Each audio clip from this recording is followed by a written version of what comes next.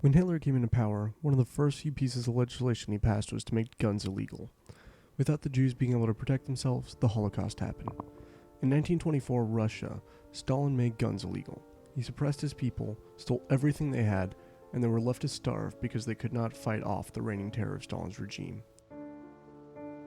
In America, the Second Amendment states, a well-regulated militia, being necessary to the security of a free state, the right of the people to keep and bear arms shall not be infringed. The framers had this in mind with defense against the military. This is the worst case scenario, but it's the reason the Second Amendment exists. You may say to yourself, that is impossible to win, but it's not. Taking a look back into history, the Revolutionary War was won by farmers and rednecks against the most ruling country in the entire world at the time.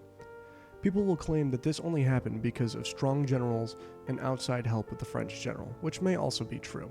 But we have that kind of help now. With the leadership the communities instill in people and the increasingly easy access to information, we can form generals too. However, without guns to defend against, we've already lost. Nothing will beat firepower when the opposing side has none. The most commonly referred to use of the weapons is defense against criminals and home invasion. Let's put a little hypothetical situation to play. You have a .22, an average pistol. You want to go and rob that gas station a few blocks away because you are severely low on cash. If everyone in that gas station has a gun on them, would you rob it? Crime rates have risen in the states that have implemented gun control laws, and 92% of mass shootings occur in gun-free zones.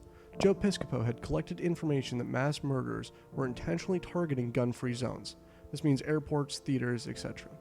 Gun death rates do go down, this includes suicide, but the crime rate does not drop. The lowest crime rate has been are in areas where concealed carry is completely legal. A Korean woman in Georgia had her home invaded in September 2016, the men carrying arms, searching the house for something that has not been released to the public. Luckily, she had a firearm and fended off the invaders, protecting herself and her family. If anyone is harming yourself, family, or even a stranger, you should have a gun to protect attacked parties. A more common use or leisurely is defense against animals or hunting. Animals are dangerous when met with in the wild. People will get put into dangerous situations where the animal will outrun them. The best case of this is the Australian wilderness, where everything wants to kill you. But hunting is going to be a far more common use for weapons. Killing animals may seem cruel and evil, but what about deer season? The deer will starve, a much worse fate than being shot, wiping out all other resources for the deer and animals down the food chain. The greatest benefit of all of these weapons, though, is the economy boost.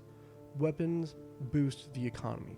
30.6% job increase between 2008 and 2011, 66.5% increase in the economic impact, a 66.5% increase in federal taxes paid by industry companies. This is all according to Daily Caller. The table shows how the jobs were increasing while the market crashed and staggered in recession. Taking away guns from the people benefits the criminals and hurts the law-abiding citizens, putting them more at risk than if they were able to protect themselves.